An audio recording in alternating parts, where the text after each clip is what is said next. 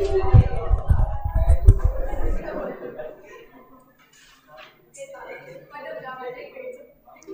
आगे देखो भाई, आज स्टार्ट करते हैं नेक्स्ट।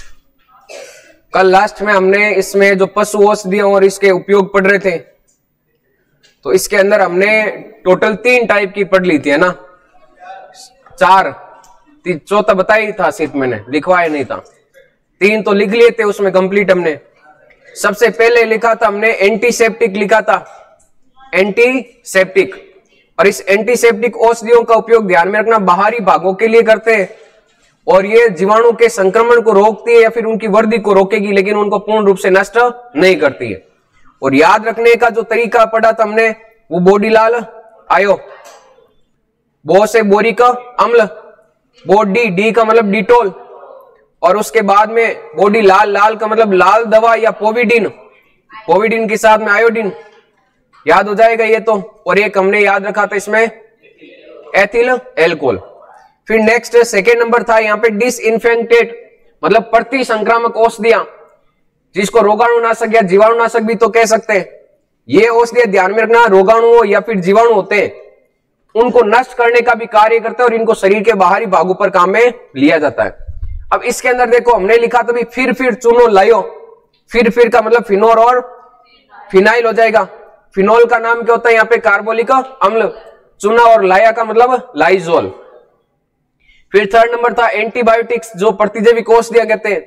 इनको याद रखने का तरीका है कि भी इनके नाम के पीछे ज्यादातर आपको इन या फिर माइसिन नाम मिलेगा, ध्यान में रखना, या साइक्लिन नाम मिलेगा। ये 3 नाम ध्यान रखना, आप ये नाम देखने को मिलेंगे। तो वो सारी की सारी कौन सी हो जाएगी, प्रतिजैविक।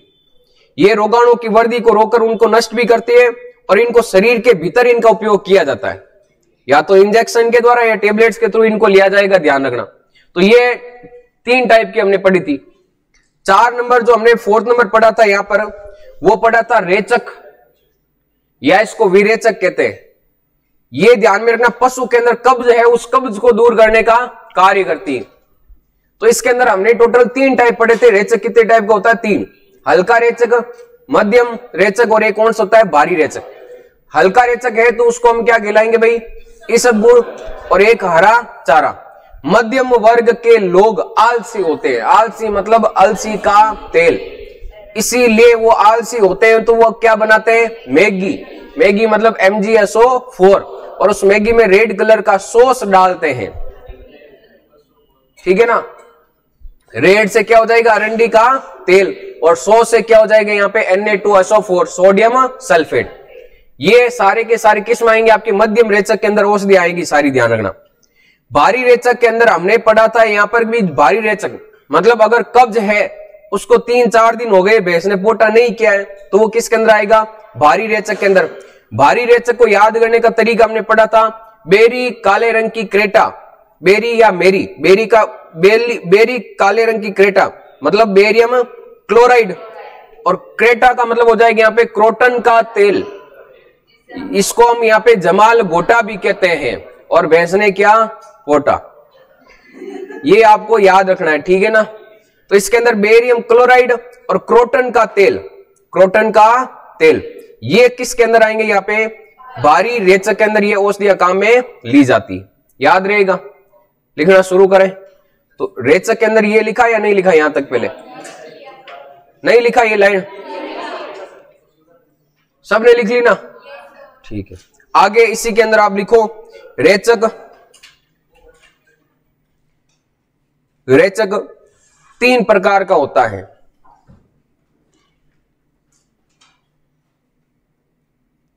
रेचक 3 प्रकार का होता है।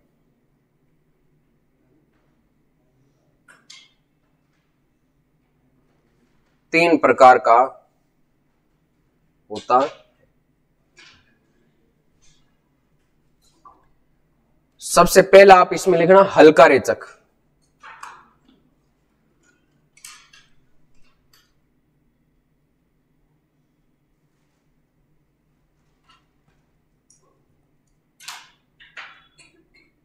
लैक्सेटिव भी जिसको कहते हैं।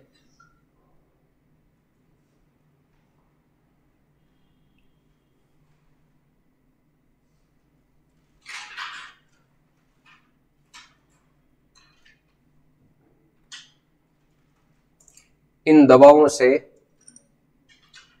सामान्य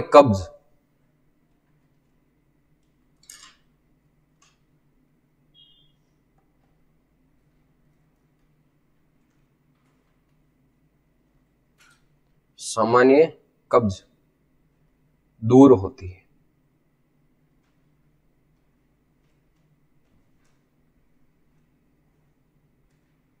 एग्जाम्पल आप क्या लिखोगे इसमें? इसबगोल की भूसी,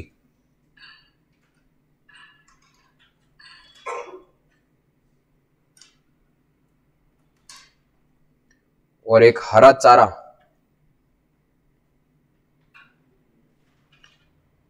और एक गंधक इसमें याद रखना।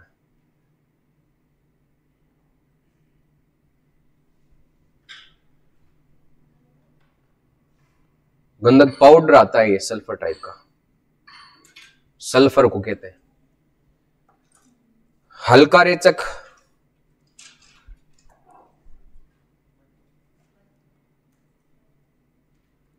मृदु रेचक या मध्यम रेचक,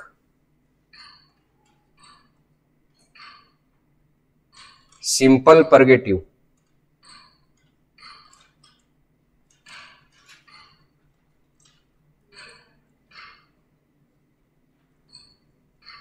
औषधियां याद रखना जरूर। एक तो यहां पर आएगी औषधि, और कुछ औषधि आपके पशु रोग पड़ेंगे ना, उनके अंदर आएगी।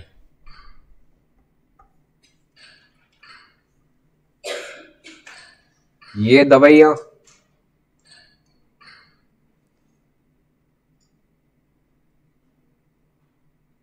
बिना ऐंठन, मतलब बिना कोई मांसपेशियों में मरोड़ के या बिना ऐंठन के तेजी से कब्ज को दूर करती है।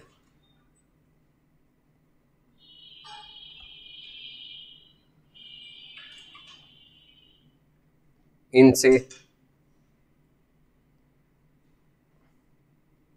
अधिक मात्रा में दस्त हो जाती है। सबसे पहला आपको पूछे भी कोई भी पशुपालक आया और उससे मैं सबसे पहला कौन सा आप रेचक करोगे, हल्का, मृदु या भारी रेचक? पहले हल्का उपचार, मतलब हल्का रेचक का, हल्के रेचक वाला उपचार उसको बताया जाएगा। उससे भी नहीं रहा तो फिर मृदु रेचक, और फिर थर्ड नंबर कौन सा काम में लेंगे? भारी रेचक। क्योंकि अगर डायरेक्ट भी आपने भारी रेचक काम में ले लिया ना, फिर तो उसको दूसरी टेबलेट और देनी पड़ेगी दस्तों वाली, दस्ता रोएगी, फोटो कौन करती इतना दिन। इसमें लिखो आप MgSO4, मैग्नीशियम सल्फेट कहते हैं इसको, मैग्नीशियम सल्फेट।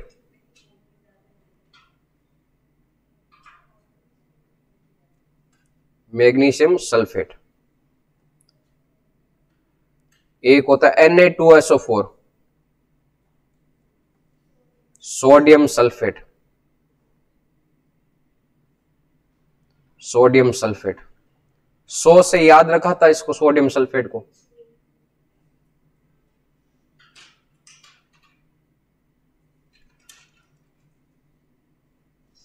एक इसमें अलसी का तेल,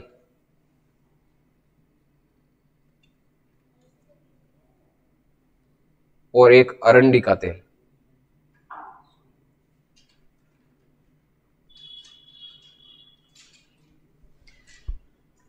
ये आएंगे इसके अंदर मृदु रेचक या सिंपल परगेटिव के अंदर।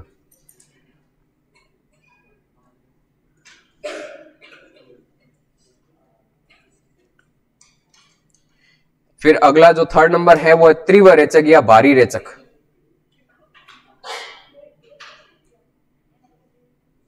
या भारी रेचक।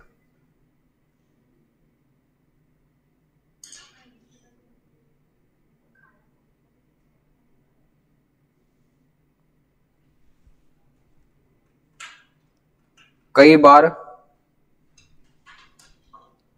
सामान्य रेचक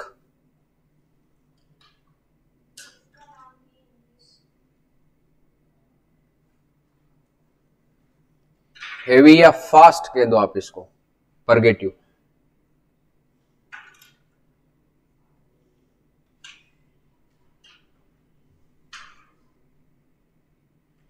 सामान्य रेचक वह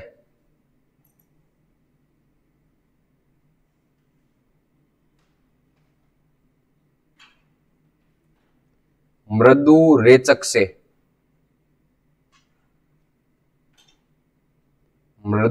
से कब्ज नहीं टूटती है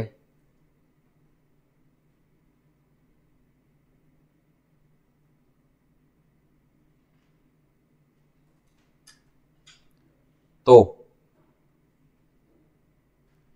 तीव्र रेचक दिए जाते हैं।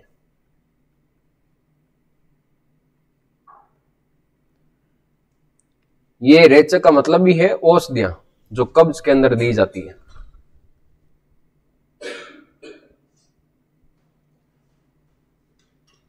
तीव्र रेचक दिए जाते हैं जिनसे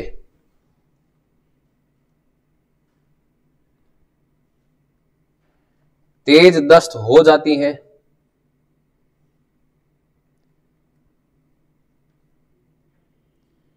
इससे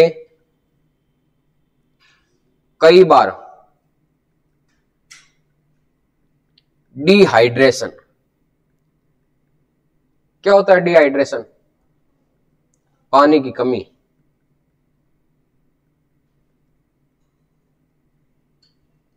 हो जाता है।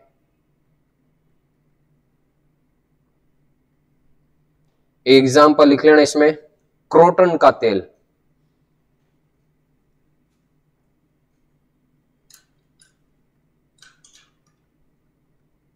और एक होगा इसमें बेरियम क्लोराइड का इंट्रावेनस इंजेक्शन। इंट्रावेनस का मतलब होता है भी ये शिरा के अंदर है ना, इंट्रावेनस का इंजेक्शन, बेरियम क्लोराइड का इंट्रावेनस इंजेक्शन। और इसके नीचे आप लिख लेना क्रोटन के तेल के नीचे जमाल गोटा।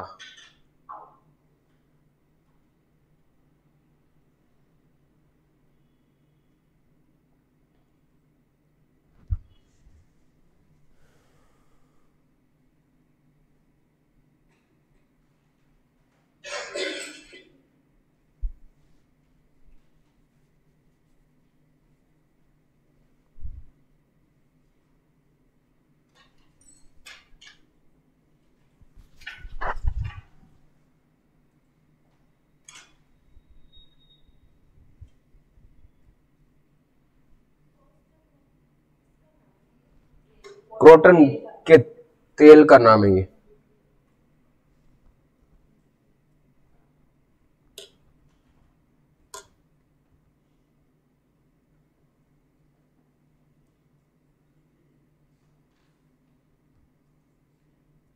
लिख लिया? अब देखो इसमें आगे, ये 3 टाइप की आप इसमें रेचक ध्यान में रखना। सबसे पहला हल्का रेचक, सेकेंड नंबर में था मध्यम या मृदु रेचक, और थर्ड नंबर कौन सा था? तीव्र रेचक या भारी रेचक। औषधियों के नाम याद रखने, यहां पर पूछ लेता है कई बार, और जो पिछला एग्जाम हुआ था उसके अंदर औषधियों से रिलेटेड आपके 4 क्वेश्चन पूछे गए, 3 या 4 क्वेश्चन औषधियों से रिलेटेड। तो ध्यान रखना, इसको छोड़ना नहीं किसी भी टॉपिक को, क्वेश्चन पक्का है, क्योंकि 45 क्वेश्चन आने, टॉपिक आपकी 45 है नहीं थे। लास्ट अगर सही हेडिंग डाल के लिखे तो उनमें 18 या 20 टॉपिक होते हैं। कम से कम हर एक टॉपिक से मान भी 2 क्वेश्चन एवरेज मान के चलो, 1-2 क्वेश्चन। अब इसके अंदर जो तीव्र रेचक है ना, कई बार इस रेचक के अंदर क्या होता है, मृदु रेचक से कब्ज नहीं टूटती है तो तीव्र रेचक दिए जाते हैं। तीव्र रेचक का मतलब ये भारी औषधि इसके अंदर दी जाएगी, और इसके कारण कई बार तो पशुओं के अंदर दस्त शुरू हो जाती है और डिहाइड्रेशन मतलब पानी की कमी हो जाती है।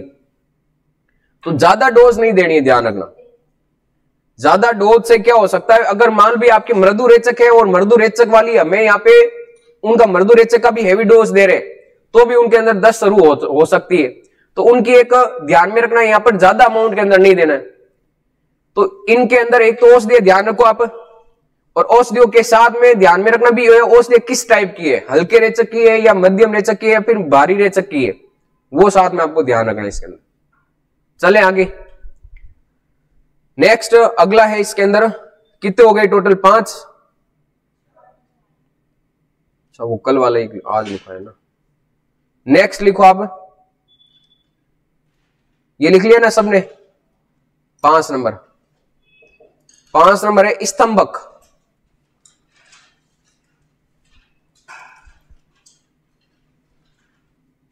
या इसको हम कहते हैं यहां पे एस्ट्रीजेंट्स, स्तंभक या एस्ट्रीजेंट्स औषधियां।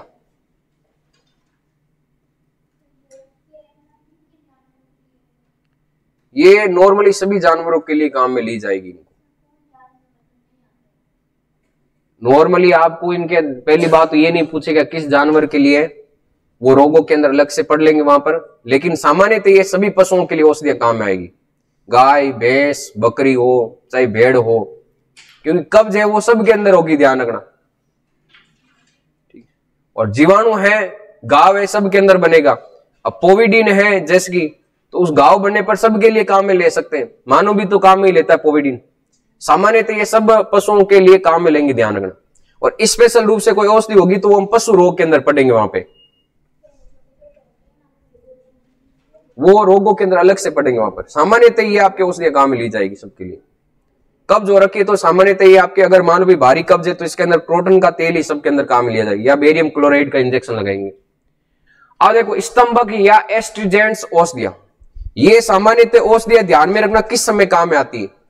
कई बार पशुओं के अंदर ध्यान में रखना भी, अगर दस्त शुरू हो जाती है या फिर रक्त स्त्राव होता है तो उस समय किन औषधियों को काम में लेंगे? स्तंभक या एस्ट्रीजेंट्स औषधियों को काम में लिया जाएगा। पहला, इससे पहले जो हमने पढ़ा था वो तो किसके लिए? कब्ज को तोड़ने के लिए। और ये औषधि आपके ध्यान में रखना दस्त के समय, या फिर आपके कोई आंतरिक घाव हो जाता है, रक्त स्त्राव हो रहा है, तो उसको रोकने के लिए आपके स्तंभक या एस्ट्रीजेंट्स औषधियों को काम में लिया जाता है। सामान्यतः दस्त जिस रोग में शुरू होती है उसको हम डायरिया के नाम से जानते हैं, या हम नॉर्मली आप हैजर्ड कह सकते हो, ठीक है ना, उल्टी दस्त वगैरह होना। तो इसके अंदर आपके डायरिया के अंदर ये औषधियां काम में ली जाएगी। अब इन औषधियों को देखो याद कैसे करना है। याद क्या, पहले आप लिखो इनको, फिर मैं याद करने का तरीका बताता हूं कैसे करना। हेडिंग डालो और एक बार ये लिखो आप, स्तंभक या एस्ट्रीजेंट्स औषधियां इस प्रकार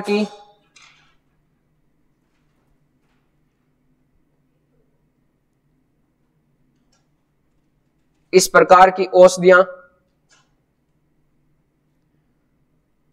रक्त या आंतरिक रक्त स्त्राव, आंतरिक रक्त स्त्राव या डायरिया में दी जाती है। डायरिया में दी जाती है।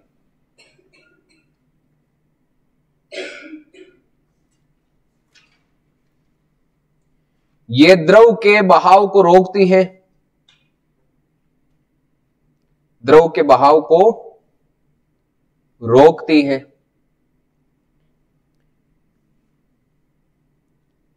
जैसे टिंचर आयोडीन,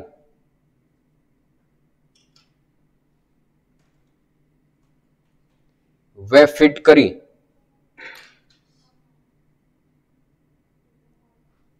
टिंचर आयोडीन व फिटकरी,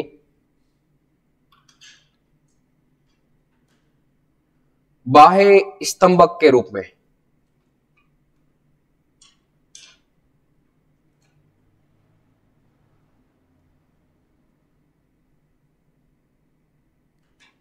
कत्था, कत्था लिखना है, ठीक है। सुपारी बनी जाती है ना, कत्था कोमा खड़िया, चौक बोल सकते हो, या पाउडर, चौक पाउडर बोल सकते हो। अफीम,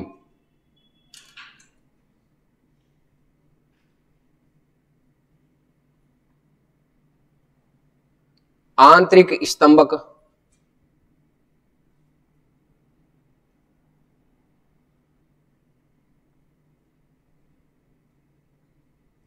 जो शरीर के अंदर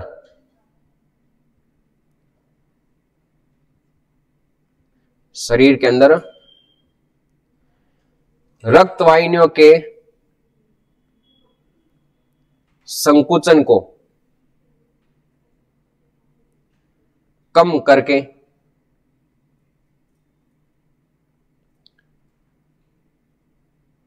रक्त स्त्राव को रोकती है।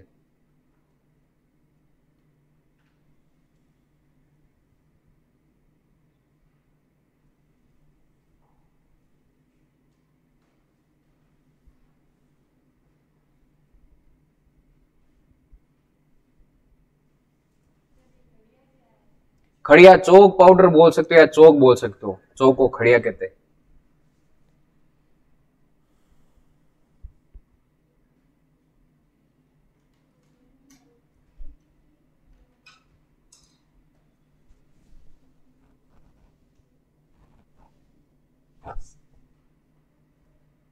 लिख लिया ये?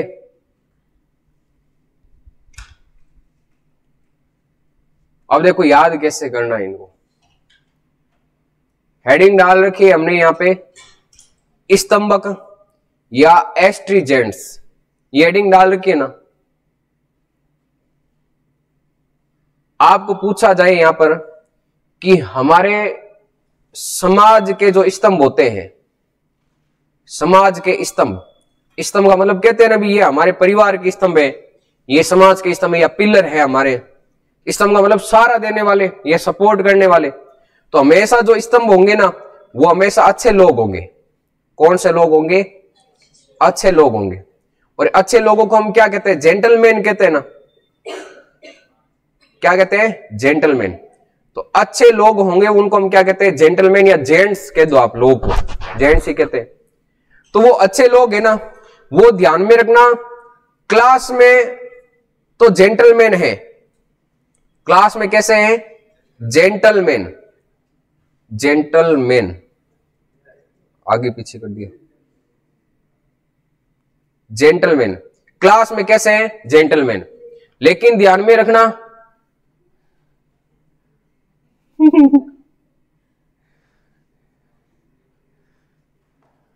लाडला खो है दौड़िए था कनु नहीं खोस खुआए देगा नहीं के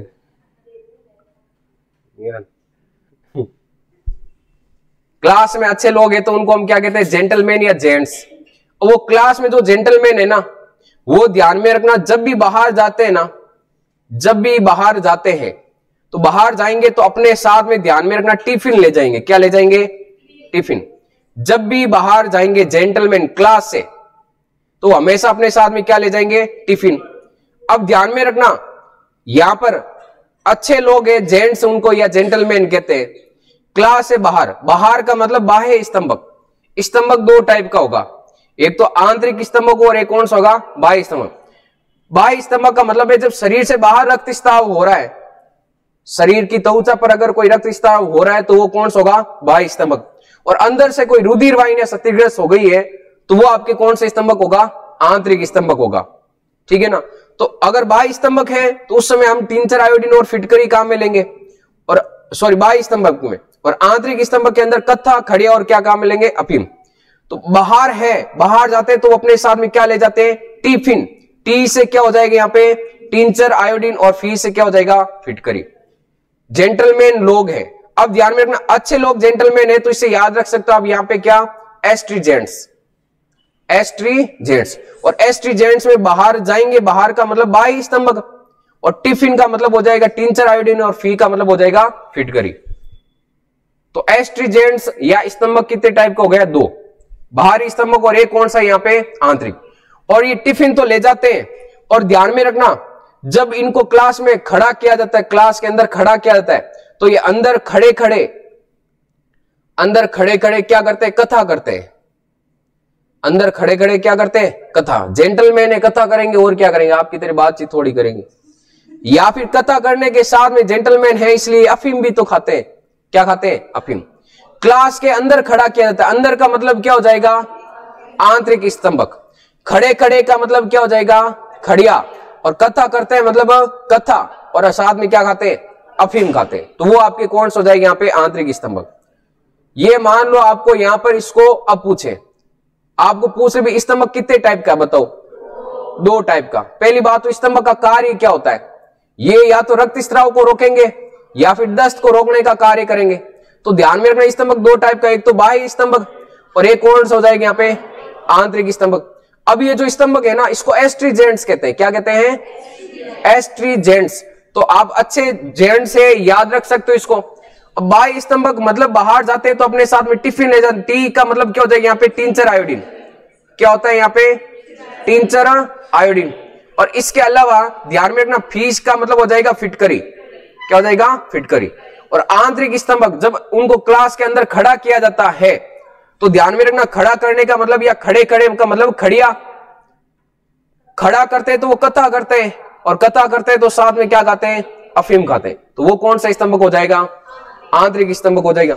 आपको इसके अंदर पूछे भी एथिल एल्कोहल कौन सी औषधि बताओ, एथिल एल्कोहल कौन सी औषधि है, जैविक औषधि नहीं होगी, एंटीसेप्टिक। फर्स्ट वाला याद मत रखो, नाम याद रखो, वहां पे फर्स्ट सेकंड नहीं आएगा। एंटीसेप्टिक याद रखो आप, इंग्लिश नाम तो जरूर मिलेगा ना, क्योंकि पेपर हिंदी और इंग्लिश मीडियम दोनों में आएगा, तो इंग्लिश वाला याद रख लो आप, एंटीसेप्टिक। एंटीसेप्टिक के बाद में सेकंड नंबर लिखा था हमने यहाँ पे डिसइंफेक्टेड, और डिसइंफेक्टेड के अंदर हमने वहां पे लिखा था फिर चूनो लायो। फिर का मतलब फिनाइल, फी का मतलब फिनोल या कार्बोनिल अम्ल, और एक हमने लिखा था चूना, और लायो का मतलब हो जाएगा लाइजोल। पहला कौन सा था एंटीसेप्टिक, सेकंड नंबर था आपके डिसइंफेक्टेड, थर्ड नंबर जो पढ़ा था वो पढ़ा था एंटीबायोटिक। एंटीबायोटिक नाम के पीछे इन या साइक्लिन या माइसिन नाम मिलेगा, तो वो हमेशा कौन से हो जाएगी आपके एंटीबायोटिक। फिर फोर्थ नंबर हमने यहां पर पढ़ा था वो पढ़ा था रेचक, परगेटिव, और इस रेचक ये कब्ज को तोड़ेगी, और ये भी कितने टाइप का, 3। सबसे पहला कौन सा था ध्यान में रखना, इसके अंदर हल्का रेचक, इसबगुल और हरा चारा और गंधक ध्यान में रखना है। फिर मध्यम रेचक या मृदु रेचक है तो ध्यान में रखना अलसी का तेल, अरंडी का तेल, और MgSO4 और Na2SO4। फिर भारी रेचक के अंदर आपको ध्यान रखना यहां पर ध्यान, एक तो जमाल गोटा, जमाल गोटे का, और क्या कहते हैं क्रोटन का तेल, और एक इसके अंदर हो जाएगा ध्यान में रखना यहां पर बेरियम क्लोराइड BaCl2 रेचक का हो जाएगा। फिर 5 नंबर पढ़ा था हमने यहाँ पे 5 नंबर पढ़ा था स्तंभक, या यहाँ पे इसको हम क्या कहेंगे एस्ट्रीजेंट्स। ये 2 टाइप का होगा, एक तो आंतरिक और एक बाह्य। आंतरिक के अंदर मतलब खड़े क्लास में तो खड़े खड़े क्या करते हैं कथा, तो खड़े खड़े से खड़िया, कथा का मतलब कथा हो जाएगा और अफीम हो जाएगा। और बाह्य स्तंभक मतलब बाहर जाते हैं तो अपने साथ में टिफिन ले जाते हैं, टी का मतलब हो जाएगा टिंचर आयोडीन, और फी का मतलब हो जाएगा याद। कितने पढ़े अभी तक हमने, तो ये 500 आपको याद रखने, ध्यान रखने, भूलना नहीं इनको। अब लिखो ये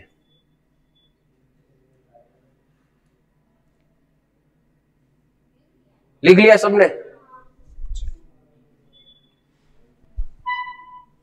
टिंचर आयोडीन, फिटकरी और अफीम। फिर नेक्स्ट 6 नंबर हेडिंग डालो आगे, 10 मिनट है तो मैं आपको PDF निकाल देता हूं बुक वाली, आज रेडी है पहले से, नहीं तो 10 मिनट खोलने में जाते हैं। इसके अंदर देखो आपके सबसे पहले ये हमने पढ़ लिया पशुओं की आयु और भार ज्ञात करना। तो हम सबसे पहले कौन सा मेथड पढ़ रहे थे आपके, आयु ज्ञात करना। आयु ज्ञात करने में टोटल हमारे पास इसमें 4 मेथड थे। सबसे पहला था यहाँ पे पशु की शारीरिक दशा देकर, दूसरा था यहाँ पे खुर देकर, तीसरा सींगों द्वारा, और चौथा कौन सा था, लेकिन शारीरिक दशा और खुर को हमने पढ़ लिया था, सींगों वाला भी हमने पढ़ लिया था। पहली बार जो सींग बनेंगे वो, पहली बार सींग के अंदर जो वलय बनेंगे वो कितने साल में बनना शुरू होंगे, 3रे साल में पहला वलय बनेगा, फिर प्रत्येक साल एक एक वलय बनता जाएगा। तो अगर पशु की आयु ज्ञात करनी है सींगों के वलय के आधार पे, तो उसमें 2 प्लस सींग पर बने हुए वलयों की संख्या। अगर 2 वलय बने हुए हैं तो उसकी कितनी साल हो जाएगी, 4 साल, और अगर 3 वलय बने हुए तो वो 5 साल का। तो ये हमने पढ़ लिया था। इसके अंदर सींग वाला कंप्लीट देख लिया था ना, दांत वाला देख।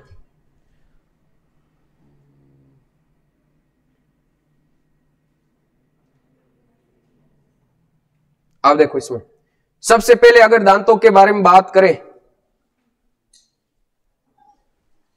देखो लिखा है यहां पे भी दांतों द्वारा अन्य तरीकों की अपेक्षा पशुओं की आयु ज्ञात करने का यह तरीका अच्छा है। इसमें लिखा है नेक्स्ट यहां पे, इसमें पशुओं के दांतों की दशा देकर एवं दांतों की संख्या गिनकर उनकी आयु का अनुमान लगाया जाता है। इस तरीके से उम्र का सही निर्धारण होता है, लेकिन इसमें भी 6 माह का अंतर आ सकता है। मतलब लगभग अनुमान बता सकते, फिक्स नहीं बता सकते भी इतनी साल का पशु है, बाकी के अंदर आगे पीछे ज्यादा हो सकता है। सबसे अच्छा तरीका कौन सा होगा? दांतों वाला। तो सारे तरीके याद रखो क्या क्या करते हैं उनके अंदर, और सबसे अच्छा तरीका कौन सा हो जाएगा? दांतों वाला। इसमें ध्यान में रखना यहां पे दांतों की संख्या गिनकर अनुमान लगाया जाता है, लेकिन लगभग आपके अनुमान लगाया जाएगा, तो उसमें 6 साल तक का अंतर आ सकता है। या तो 6 साल ज्यादा बताई जाएगी या 6 साल कम। 6 माह, अरे 6 माह। आयु केवल कौन बता सकता है? यहां पे क्या लिखा हुआ है? यहां नहीं थे जाता रो हाथ दे करके मानसर पड़ा मां दे का आज तो दान जावा ले रहा हूं आलू भैंस। ज्ञात कर सकता है जिसे पशुओं की आयु के अनुसार दांतों की स्थिति की जानकारी हो। दांतों द्वारा आयु ज्ञात करने से पूर्व दांतों की स्थिति की जानकारी होनी चाहिए। पता ही नहीं लगा पाओगे भी दांत आप थे ऊपरला देखो नीचे देखो, ऊपरला दांत हुई नीचला दांत हुई बेंका? कौन से दांत होंगे बताओ? ऊपर दांत होते हैं क्या? सामने वाले दांत नहीं होंगे, साइड वाले दांत होंगे, ध्यान रखना। डांट वगैरह होते ही ना, अब इसमें पढ़ेंगे। जैसे मानव के अंदर आपको पता होगा कितने प्रकार के दांत होते हैं। सबसे पहले कौन से दांत? कृतक के बाद में रदनक, रदनक के बाद में अग्र चवर्णक, और लास्ट में आपके 4th नंबर होता है चवर्णक। ये दांत होते हैं। जो सबसे पहले दांत होते हैं ना यहां पे, इनको बोलते हैं इंसीजर, INCSIOR, इंसीजर्स। ये रदनक को बोलते हैं यहां पर ध्यान में रखना कैनाइंस, CANINS, कैनाइंस। अग्र चवर्णक को बोलते हैं प्रीमोलर, शॉर्ट में आप PM कह सकते हो, प्रीमोलर। और चवर्णक को कहते हैं यहां पे मोलर। ये शॉर्ट नाम क्यों याद करना है? क्योंकि जब इनका दंत सूत्र पढ़ेंगे ना वहां पे काम आएगा। जैसे मानव का दंत सूत्र होता है 21-23 अपॉन में 21-23, मतलब ये ऊपर वाले जबड़ों की संख्या ऊपर वाले जबड़े में दांतों की संख्या बताएगा, और बट्टे वाला बताएगा वो आपके नीचे वाले जबड़े में दांतों की संख्या। जैसे हम यहां पर 21-23 लिखते हैं ना, 21 और 23, बट्टे में लिखते हैं यहां पे 21 और 23। तो ध्यान में रखना ये ऊपर वाले जबड़े में दांतों की संख्या और ये आपके नीचे वाले जबड़े में दांतों की संख्या, इसलिए यहां पे बट्टा लगाया जाता है। तो सेम इसी के अंदर हमें यहां पे दंत सूत्र पढ़ना पड़ेगा। जैसे मानव में दांतों की व्यवस्था होती है क्रमवाइज की, आगे के दांत कृतक, फिर रदनक, फिर अग्र चवर्णक, और फिर कौन सा होता है चवर्णक। वैसे पशुओं के अंदर भी आगे के दांत कौन से होंगे? कृतक, फिर उसके बाद में रदनक, फिर अग्र चवर्णक, और लास्ट में कौन से होंगे? चवर्णक। देखो यहां पे लिखा है कि भी सबसे पहले कौन से दांत है? कृतक दांत, इंसीजर टीथ। गाय भैंस में ये सामने वाले होठों से ढके रहते हैं। गाय भैंस भेड़ बकरी, मतलब जो चारों की जुगाली करते हैं, पढ़ा था हमने पहले पेट के भाग के आधार पे कि नीचे वाले जबड़े में ये दांत पाए जाते हैं, और इनकी कुल संख्या 4 जोड़ी, यानी कितने होते हैं? ये लाइन इंपॉर्टेंट है, ध्यान रखना। इनकी संख्या देखो, अब ऑप्शन के अंदर आपको 8 जोड़ी मिलेगा, 4 जोड़ी मिलेगा। तो ध्यान में रखना, एक तो संख्या के अंदर 8 है, लेकिन जोड़ी के अंदर कितने होंगे? यहां पे 8। तो आप याद रखना भी इंसीजर दांतों की संख्या पहली बात तो कितनी हो जाएगी? यहां पे 8। फिर नेक्स्ट लिखा है ये पहले कौन से दांत होते हैं और बाद में क्या होते हैं? स्थायी। मानव के अंदर भी आपने देखा होगा सबसे पहले आगे के दांत आते हैं, वो अस्थायी होते हैं, जिनको हम दूध के दांत कहते हैं। फिर वो गिरते हैं, फिर कौन से दांत आते हैं? स्थायी। सेम ही है। फिर आगे इन्हें काटने वाले दांत कहते हैं। काटने का मतलब ये भी तो भोजन को चीरने फाड़ने का कार्य करते हैं, सेम इनके अंदर है। इन्हें प्राय पहला केंद्रीय, मतलब इसके अंदर ध्यान में रखना, जैसे कि ये 4 दांत होते हैं। एक बार इसको मैं साफ कर देता हूं, यहां पर हटेगा कैसे अब ये?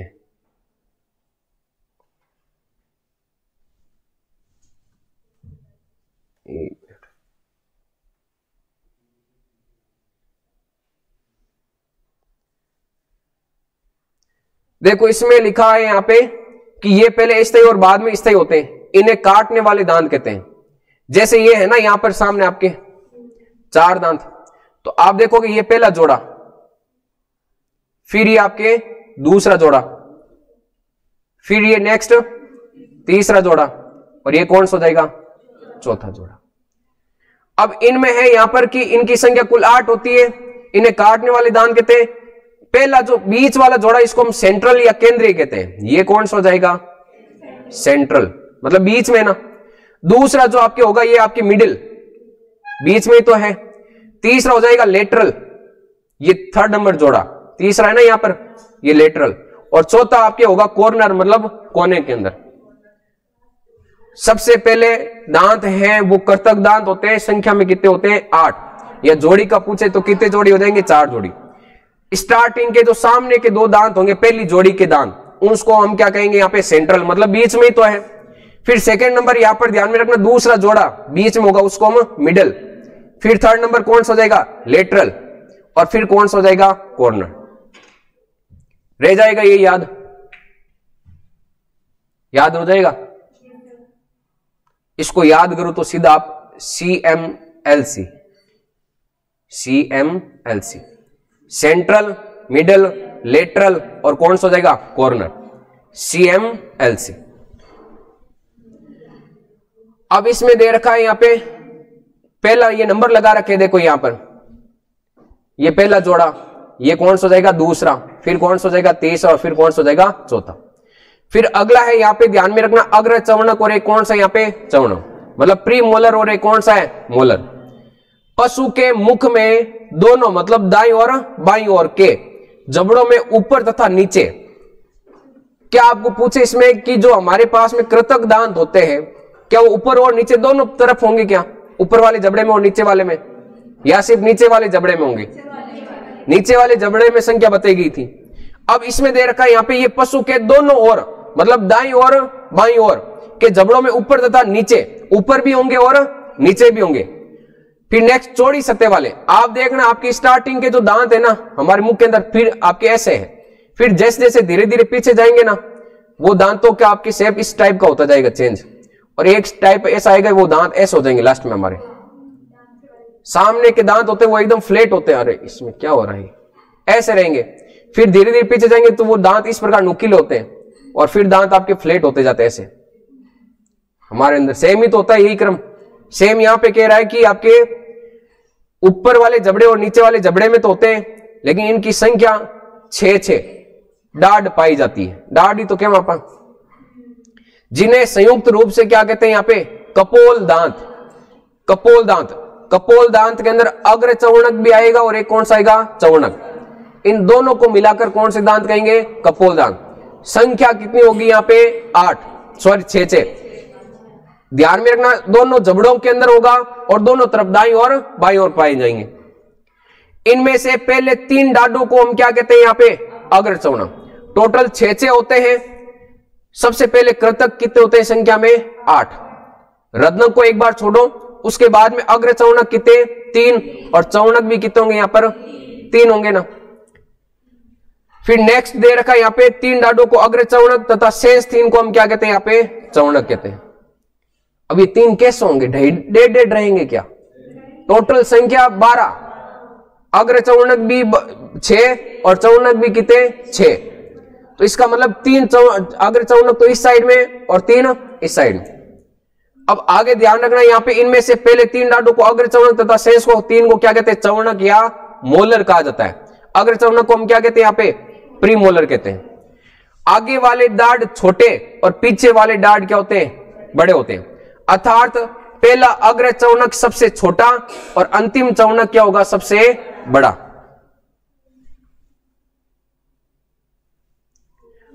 अग्र चवणक की कुल संख्या 12 और चवणक 6, मतलब 12 होंगे बीच में ना। देखो जैसे कि ये आपके जबड़ा है, ये सिर्फ आपके नीचे वाला, इस तरफ भी आपके कितने होंगे? ये आपके अग्र चवणक 3, इस तरफ भी कितने रहेंगे? 3, और इसका ऊपर वाला जो जबड़ा होगा उसमें भी कितने होंगे? 3, और इसमें भी कितने रहेंगे? टोटल 3। तो अग्र चवणक की संख्या कितनी हो जाएगी? 12, और चवणक की संख्या भी कितनी हो जाएगी? 12। मतलब ये सबसे पीछे आपके यहां पर ये अग्र चौनक है, इनके पीछे कौन से दांत होंगे? चौनक दांत। जैसे मान लो मुख है ये गाय का, तो सबसे पहले स्टार्टिंग में यहां पर ये जो दांत होंगे ना, ये कौन से दांत होंगे? आपके कर्तक। फिर ये आपके पीछे से अगर शुरू करें ना, तो पीछे से पहले नंबर पे कौन सा आएगा? चौनक। और पीछे से सेकंड आपके लास्ट नंबर पे कौन सा आएगा? अग्र चौनक। ये आपकी संख्या में ध्यान में रखना, यहां पर टोटल कितने होंगे? 12। नीचे वाले जबड़े में 6 और ऊपर वाले जबड़े में 6, एक साइड में 3, दूसरी साइड में भी 3। फिर नेक्स्ट दे रखा है यहां पे केनाइन्स, जिनको हम कहते हैं यहां पे कील दांत, या इनको कहते हैं रदनक। कील दांत के दो, या फिर केनाइन्स, या फिर इनको आपके रदनक दांत कहते हैं। ऊपर और नीचे के दोनों जबड़ों में दोनों तरफ, मतलब दाईं और बाईं, और अग्र चौनक दांतों से पहले और कर्तक दांतों के बाद एक एक कील दांत पाया जाता है, जो क्या होता है यहां पे? नुकीला। मतलब कील दांतों की संख्या टोटल कितनी होगी? अब 4 होगी। एक एक दांत दोनों तरफ, तो ऊपर भी तो होंगे। कील दांतों की संख्या टोटल कितनी होती है? 4। ये दांत ज्यादातर किस में पाए जाएंगे? सुअर, कुत्ता, बिल्ली, शिकार करने वाले जानवरों के अंदर। शिकारी जानवर याद रखो। लेकिन ये जुगाली करने वाले जानवरों में फिर से देखो, दांत अभी तक हमने कितने प्रकार के? कर्तक, रदनक, अग्र चौनक, और फिर कौन से होते हैं? चौनक। ये एक जबड़ा बना रहे हैं यहां पे। इसमें सबसे पहले 4 दांत होंगे ना, ये 8 होंगे, 8 होंगे, ध्यान रखना। 1 2 3 4 5 6 7 और 8। ये स्टार्टिंग के जो 8 दांत होंगे, ये कौन से होंगे? कर्तक दांत। ठीक है। किसमें? अरे ये नहीं होंगे। रदनक दांतों की संख्या, ये कील दांत होते हैं यहां पे, इस टाइप के नुकीले रहेंगे। अरे एक बार मैं बता रहा हूं, सामान्य सारे दांतों के बारे में, सिर्फ एक पशु का नहीं बता रहा हूं मैं, किसी का, सबका पढ़ रहे हैं साथ में। रदनक दांत होते हैं, ये संख्या में कितने होते हैं? 4। नीचे वाले जबड़े में 2 और ऊपर वाले जबड़े में 2। ध्यान रखना, ये कील दांत किस में उपस्थित होंगे? अब शिकारी जानवर याद रखो, सुअर, बिल्ली, कुत्ता, इनके अंदर। जुगाली करने वालों के अंदर ये अनुपस्थित रहेंगे। फिर अग्र चौनक की संख्या यहां पर भी आपके 3, इस साइड में भी 3, ऊपर भी 3 एक साइड में, और उस साइड में, ऊपर वाले साइड में भी 3। मतलब नीचे वाले जबड़े के अंदर इनकी संख्या होती है 6। कील दांतों की संख्या हो गई टोटल कितनी? 2। और इनकी अगर संख्या देखें तो ये टोटल कितनी? 8। फिर चौनक दांत, ये भी कितने होते हैं यहां पर? 3। ये भी संख्या कितनी? 6। तो एक जबड़े के अंदर अगर ये सारे दांत उपस्थित हो तो कितने दांत होते हैं बताओ? 22 हो गए। लेकिन ध्यान में रखना, ये आपके 8 दांत सब में उपस्थित होंगे क्या? नहीं होंगे ना। जुगाली करने वाले ज्यादातर जानवरों के अंदर नीचे वाले जबड़े में दांत देखने को मिलेंगे। जुगाली करने वाले जानवरों के अंदर नीचे वाले दांत देखने को मिलेंगे, ऊपर वाले दांत नहीं रहे। अब आगे देखो, नहीं होंगे उनमें। देखना आप, आज भैंस का न जाई जो, उसके ऊपर वाले होठ हटाना, ऊपर करना, तब पता लगेगा। आगे है जुगाली करने वाले पशुओं के ऊपरी जबड़े में देखो क्या दे रखा है? कर्तक दांत ने होकर उत्कों की एक मोटी एवं कठोर सतह होती है, जिन्हें हम क्या कहते हैं यहाँ पे? दैंत्युपूर कहते हैं। और ये कृतक दंत चारा काटने में सहायता करता है। मतलब सिर्फ दांत ना होकर वहां पे उत्कों की एक मोटी परत होगी, वो चारे को काटने का क्या करती है? कार्य करती है। तो ये दांतों के 4 प्रकार, और एक बार इनकी संख्या याद रखना भी कितने होते हैं, किसके अंदर उपस्थित होते हैं। बाकी कल पढ़ेंगे हम कौन सा यहाँ पे? अस्थायी दांत, जिनको हम दूध के दांत या मिल्क टीथ इनको कहते हैं। कल ये दंत सूत्र वगैरह पढ़ेंगे, फिर समझ में आएगा कैसे होगा। किसमें? जुगाली करने वाले में, मतलब ऊपर वाले जबड़े में नहीं होंगे। बाकी कुत्ते के अंदर, शिकारी वाले जानवर सब में ये ऊपर वाले जबड़े में होते हैं।